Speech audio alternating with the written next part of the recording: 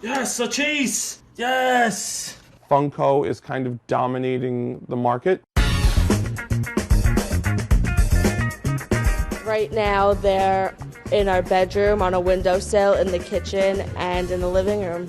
He has them on his shelves, on his dresser, on the windowsill, shelves, more shelves. All over the place. Anything from music to movies to TV shows, definitely superheroes.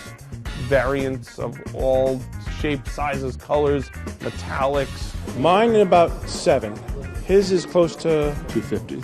250. Yeah. I am at close to 700. I have 1,100 pops.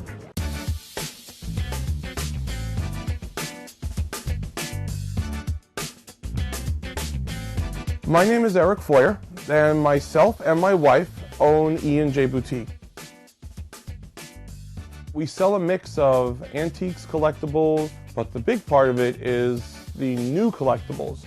Toys, baseball cards, big time with Funko. Funko is one of our biggest sellers. We collect Pops ourselves, but we also have a very, very large display of Funko Pops in our store. What we're told is we are the best kept secret in Dyker Heights, Brooklyn. Almost every store has them. From corporate America, you're talking Walmart, Target, GameStop, Hot Topic. Every store wants to get a piece of it. I have a lot of Pops that I collect. I've hunted for specific Pops. I continuously am looking for specific Pops. I am one to just follow the trends in terms of what is rare, why it's rare. And a lot of them I collect because they bring out nostalgia for me from my childhood, whether it be a specific franchise or cartoon or movie I grew up in. What Funko's doing is like they're taking all of these franchises, all of these fan favorites, all these genres, these movies, and combining them under one roof so you have like one stream to go to for everything that you wanted to buy. It's a hobby, and like it's nostalgic because there's like certain characters that you see and you're like, oh my god, that reminds me of like something. Like I have the full entire set of Sailor Moon. That's one of my collection pieces. I think that Funko has really done a good job of making sure everyone can get something they like. I'm not a crazy Deadpool fan, but this was one that everybody was chasing for, and you really had to be a Funko fanatic to even know this was being released.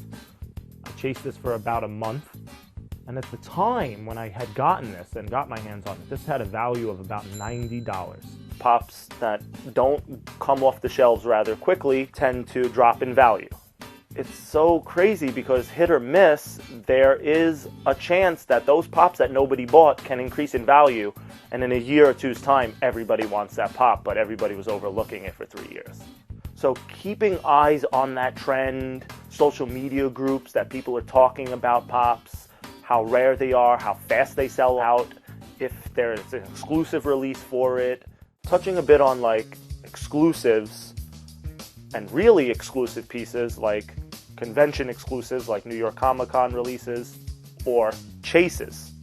Usually a 1 in 6 variant, meaning there's a common of this Twinkie the Kid to get the blue Hostess bandana, and it could be something so slight like that. If it's an exclusive or a chase, the phones are ringing off the hook. And really it is an experience when you pull a chase off the shelf. And very rarely are these chases even on the shelves. They're more like the store got them in, they're keeping them behind the counter, and it's first come, first serve. So if you're not like the first person in line, and if they got chases in that day, the chases could be found anywhere. So this is something that me and other Pop hunters, Pop fanatics are lining up, not on even the special event days, but at open at retail stores Monday through Friday to be first in line at Box Lunch, Hot Topic, GameStop. We're here in the Staten Island Mall. We've been waiting days, hours, really, more realistically hours. And I'm here for one Pop.